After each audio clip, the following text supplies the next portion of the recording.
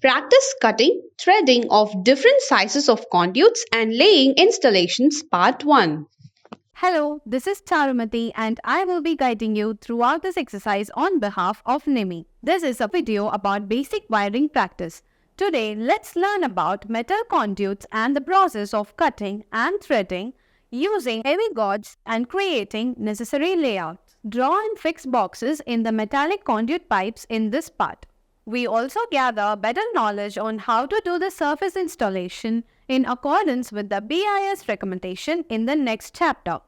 At the end of this exercise, we will learn how to cut metal conduit pipe for heavy gauge to the required dimensions and how to fasten the conduit pipe in the pipe vise and prepare the conduit ends for threading and to threads on heavy gauge metal conduit according to requirements using a conduit die set. Also, how to fix the conduit accessories to the pipes according to the pipe size using the threaded method. You will learn to fix the conduit with the necessary clamps and spacers on surface installation in accordance with the BIS recommendation.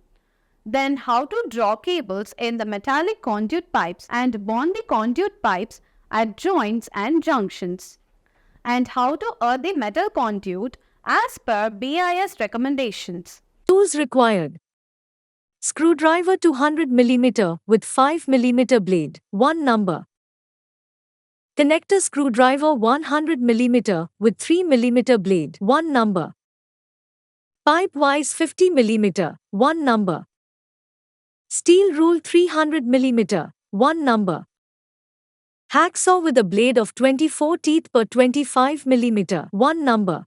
Flat file baster 250 mm, 1 number. Half round file, second cut, 200 mm, 1 number. Reamer 16 mm, 1 number. All can 250 ml, 1 number. Conduit stock and dies for 19 mm and 25 mm conduit 1 set. Wire brush 50 mm, 1 number. Plumb bob with thread, 1 number. Electrician's knife DB 100 mm, 1 number. Poker 200 mm, 1 number. Ball peen hammer 500 grams, 1 number. Hand drilling machine 6 mm capacity with 4 mm drill bit, 1 set. Scriber 200 mm, 1 number. Insulated combination plier 200 mm, 1 number. Before getting into the exercise, let us know some basics of conduit pipes. A metal conduit is a channel or pipe that is used to convey something, typically fluids or electrical wires. In the context of fluid transport, a conduit is a hollow tube or pipe that is used to direct the flow of liquids or gases from one place to another. Cutting and threading of conduits involves preparing lengths of conduit for installation in electrical or plumbing systems. Let's continue to learn a little about BIS recommendations. The Bureau of Indian Standards has issued a standard specification for conduit pipes, which is known as IS 9537. This standard specifies the requirements for rigid steel conduit pipes, intermediate metal conduit pipes, and flexible conduit pipes. BIS recommends that conduit pipes should be manufactured in accordance with the IS 9537 standards and should comply with all of its requirements to ensure that they are of good quality and suitable for their intended use. Let's start with Task 1. Preparation of conduit pipe for cutting. Assume the job needs a 300 mm long conduit drop but a standard length pipe of 3000 mm is only available. Normally both the ends of a standard length pipe will have threads. To make the required conduit drop, the standard length 3000 mm pipe is to be cut for a length of 300 mm and threaded again at one end. Cutting could be done either by pipe cutters or with hacksaws. In practice, cutting with a hacksaw is popular and the method is explained below.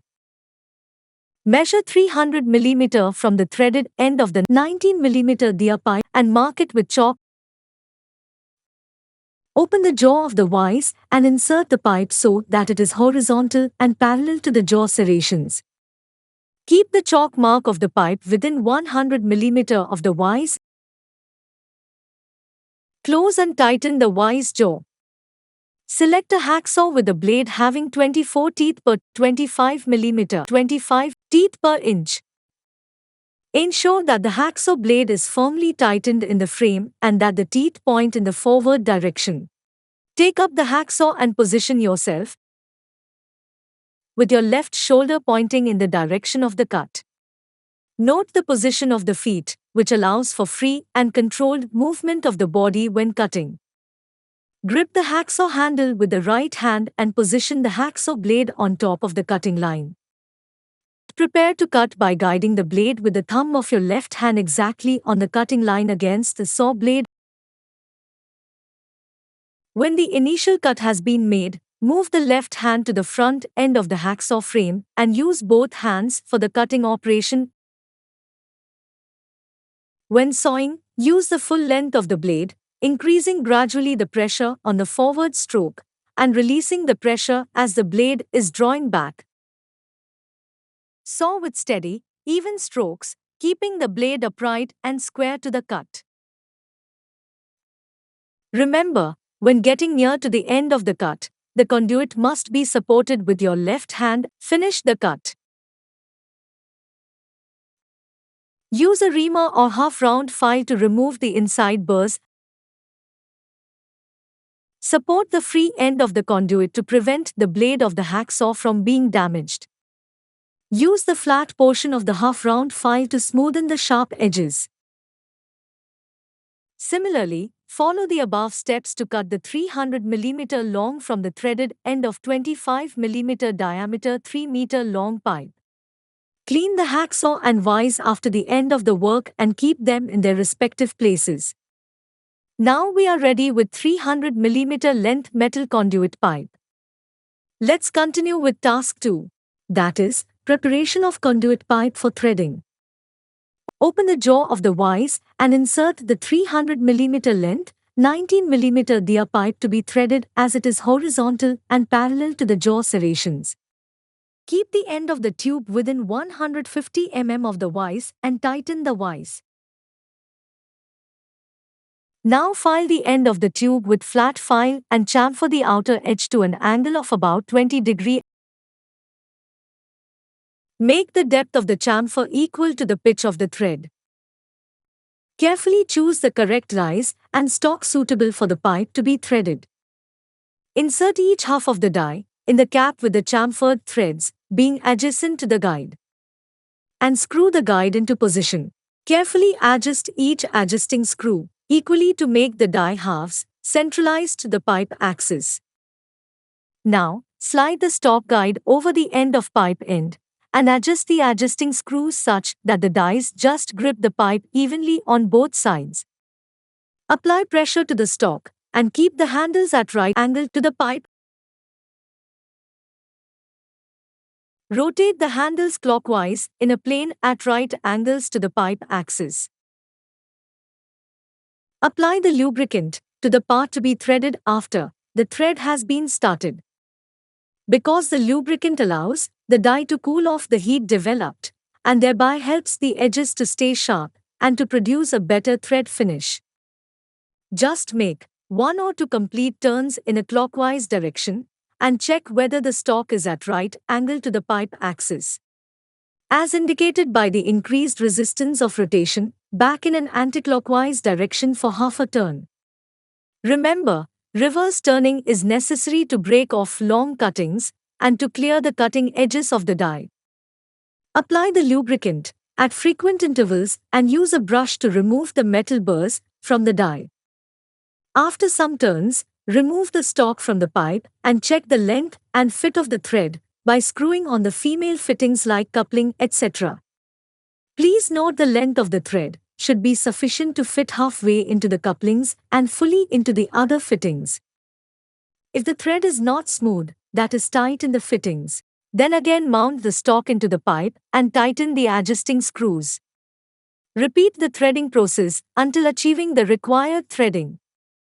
Remove any burrs or sharp edges from inside the end of the pipe with a reamer or half-round file and file off the sharp edges, if any.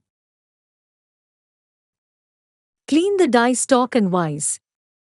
Keep them in their respective places. So, by the end of this exercise, we have learned how to cut metal conduit pipes of heavy gauge to the required dimensions and how to fasten the conduit pipe in the pipe vise and prepare the conduit ends for threading and to threads on heavy gauge metal conduit according to the requirements using a conduit die set. Also, how to fix the conduit accessories to the pipes according to the pipe size using the threaded method. Thank you all and see you in the next video.